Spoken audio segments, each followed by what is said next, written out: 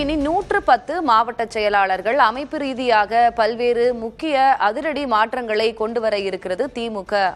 அந்த தீர்மானங்களைத்தான் இன்றைக்கு செயற்குழுவில் நிறைவேற்றியிருக்கிறார்கள். இது குறித்து பேசுவதற்காக பத்திரிகையாளர் திரு சுவாமிநாதன் இணைந்திருக்கிறார். வணக்கம் சுவாமிநாதன். வணக்கம்.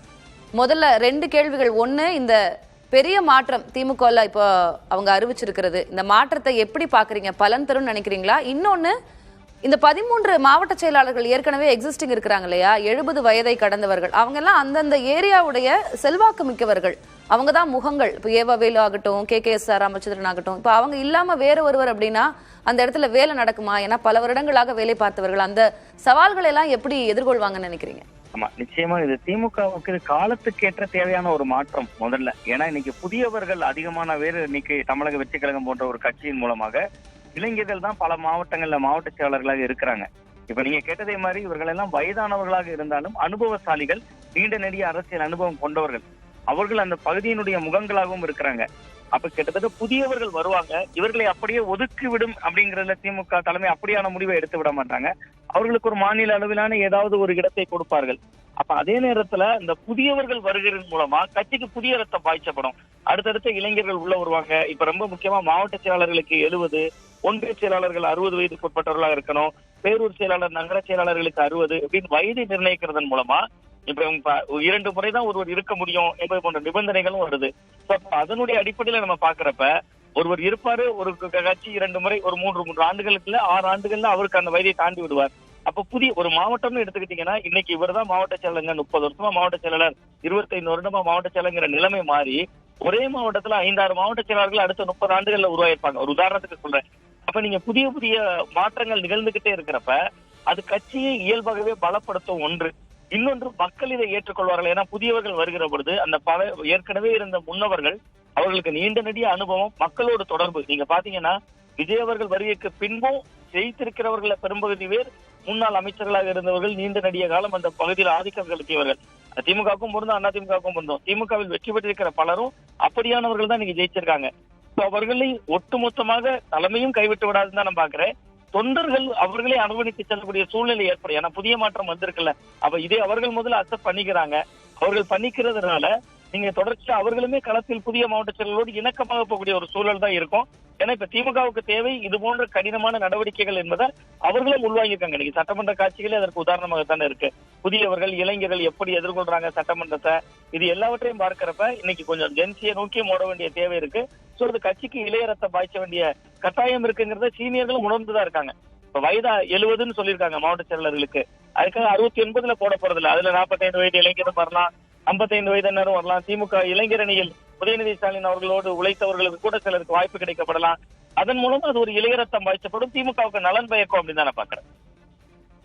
சுவாமிநாதன், இப்போ திருவண்ணாமலை அப்படின்னாலே திமுகனுடைய முகமா ஏவாவேலு தான் ஞாபகத்துக்கு வருவார். விருதுநகர் அப்படின்னாலே KKSR ராமச்சந்திரன் தான் ஞாபகத்துக்கு வருவார். அதே போல ஈரோடுனாலே முத்துசாமி. நம்ம இப்படிதான் இவ்வளவு காலமாக இருந்திருக்கிறது. இப்போ புதியவர்கள் வரும்போது இந்த மூத்தவர்களுக்கும் புதியவர்களுக்கும் இடையிலான ஏதேனும் ஈகோ கிளாஷ் வந்துடாதா? நான் அதை தான் சவால் அப்படின்னு குறிப்பிட்டேன். அந்த சவாலை எப்படி எதிர்கொள்வாங்க? இல்ல அவங்க இதுக்கான அந்த முடிவோட அவங்க தயாராக இருக்கிறாங்களா? புதியவர்களை நம்ம களம் இருக்கணும், அவர்களை வைத்துதான் இனி அடுத்த கட்சியை வளர்க்க வேண்டும் என்று அவங்க ஒரு பெரிய மனசோட அவங்கள வரவேற்கிறாங்களா?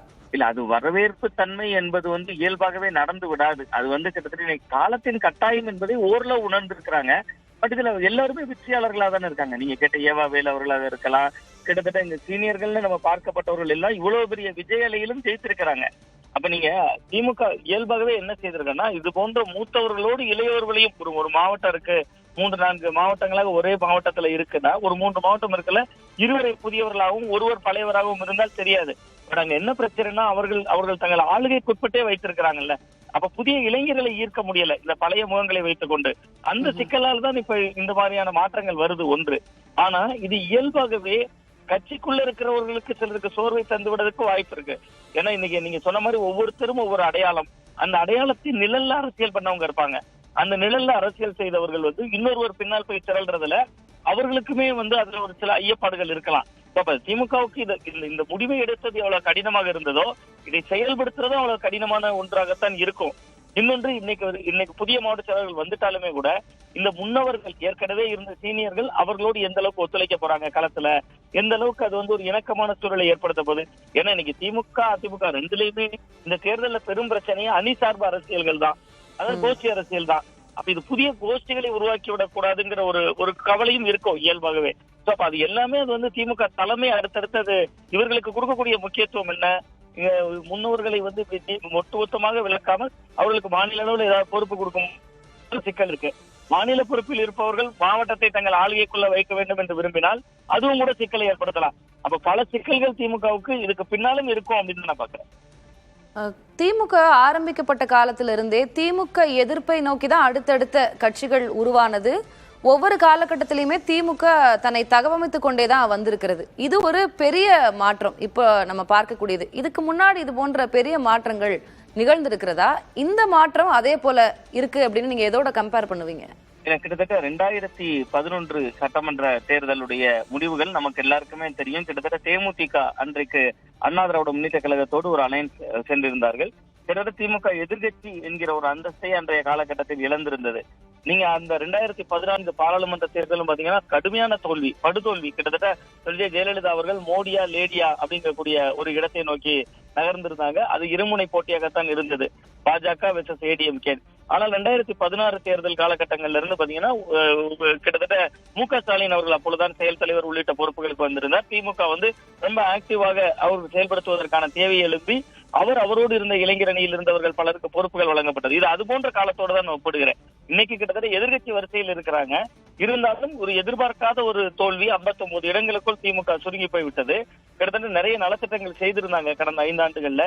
அந்த நலத்திட்டங்கள் சாமிநாதன், ஒரு நொடி நீங்க இணைப்பிலே இருங்க.